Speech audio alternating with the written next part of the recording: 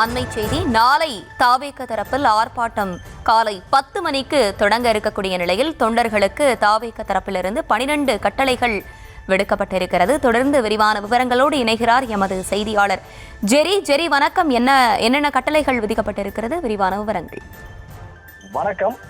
தமிழக வெற்றி கழகம் சார்பில் மிகப்பெரிய ஒரு ஆர்ப்பாட்டம் நாளை சென்னையில் நடைபெற இருக்கிறது. இந்த ஆர்ப்பாட்டத்திற்கு 12 அறிவுறுத்தல்கள் வழங்கப்பட்டிருக்கிறது. இதில் முக்கியமாக தமிழக வெற்றி கழகம் சார்பில் இந்த ஆர்ப்பாட்டத்தில் பங்கேற்கிறவர்கள் பொதுமக்களுக்கு சிரமமின்றி வழிவிட்டு இந்த வாகனங்களில் வர வேண்டும் எனவும், தலைக்கவசம் அணியாமல் இருசக்கர வாகனங்களில் பயணிப்பதை தவிர்க்க வேண்டும் எனவும் அறிவுறுத்தப்பட்டிருக்கிறது.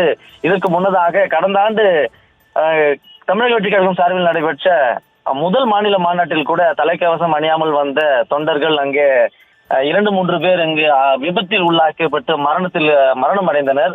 அதை தவிர்க்க வேண்டும் என்பதற்காக சில அறிவுறுத்தல்கள் வழங்கப்பட்டிருக்கிறது. இந்த முறையும் தலைக்கவசம் அணியாமல் இருசக்கர வாகனங்களில் பயணிக்க வேண்டியதை தவிர்க்க வேண்டும் எனவும் குறிப்பிடப்பட்டிருக்கிறது. மேலும் பொதுமக்கள் இடையூறு உண்டாகும் வகையில பேனர்கள், பதாகைகள் வைக்கக்கூடாது என்றும் அறிவுறுத்தல்கள் வழங்கப்பட்டிருக்கிறது. எந்த ஒரு மத, சாதி, இன மற்றும் தனிப்பட்ட நபர்களை புண்படுத்தும் வகையில முழக்கங்கள் எழுப்பக்கூடாது எனவும், தனிப்பட்ட அதிகாரிகள் மீது ஆட்சேபகரமான முறையில பேசுதல் மற்றும் முழக்கங்களை எழுப்புதல் கூடாது எனவும், ஆர்ப்பாட்டத்தின் போது உருவ பொம்மைகள் கொண்டு வருவது, அவற்றை எரிப்பது, புகைப்படங்களை எரிப்பது உள்ளிட்ட நடவடிக்கைகள் ஈடுபடக்கூடாது எனவும் அறிவுறுத்தல்கள் வழங்கப்பட்டிருக்கிறது. அதே போல ஆர்ப்பாட்டம் முடிந்தவுடன் அமைதியாக கலைந்து செல்ல வேண்டும் எனவும் தமிழக வெற்றி கழகத்தினுடைய பொதுச் செயலாளர் இந்த அறிவுறுத்தல்களை வழங்கி இருக்கிறார்.